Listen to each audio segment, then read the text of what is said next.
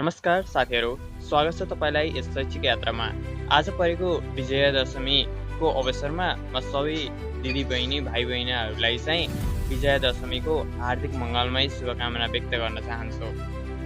यस विजयादशमीलाई देवी दुर्गाले असत्यमाथि विजय प्राप्त गरेको भन्ने प्रतीकका रूपमा हरेक वर्ष मनाउँदै आइगरिएको छ। यस महान चाडपर्व दशैँले सबैको परिवारमा खुसी उमङ्ग ल्याउने गर्दछ। सबै परिवारमा रमझम भेट्ने अवसर चाहिँ यसले चाहिँ जुटाएको छ साथीहरू।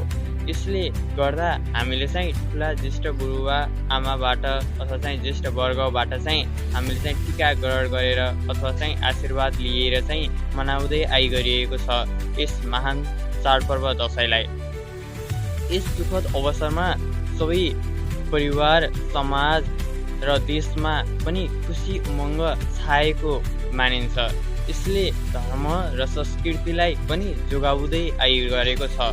यस महान चाडपर्व दशैँको अवसरमा मैले यस भिडियोमा पनि सानो आफ्नो चाहिँ परिवार समाज टोलमा चाहिँ लिएको केही तस्बिर, केही झलकहरू चाहिँ म यस भिडियो मार्फत देखाउन गइरहेको छु।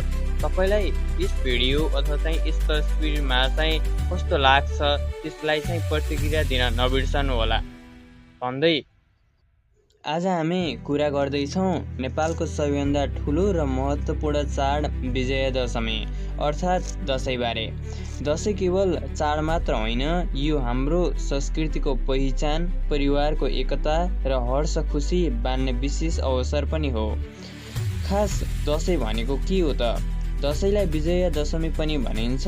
हिन्दू धर्म अनुसार देवी दुर्गाले असुरमाथि विजय हासिल गरेको दिन सम्झन यो पर्व मनाइन्छ। यसले असत्यमाथि सत्य र अन्यायमाथि न्याय र अन्धकारमाथि प्रकाशको विजयलाई जनाउँछ। त्यसैले दशैँलाई विजय र शक्तिको प्रतीकको रूपमा मनाइन्छ। अब कुरा गरौँ किन दशैँलाई मनाइन्छ त हरेक घरमा। दशैँ केवल धार्मिक मात्र होइन, सामाजिक दृष्टिले पनि धेरै महत्त्वपूर्ण छ। यस समयमा परिवारका सदस्यहरू टाढा कतै भए पनि घर फर्किन्छन्, सबै जम्मा भएर रमाइलो गर्दछन्। यसले आपसी प्रेम, मेलमिलाप र एकता बढाउँछ।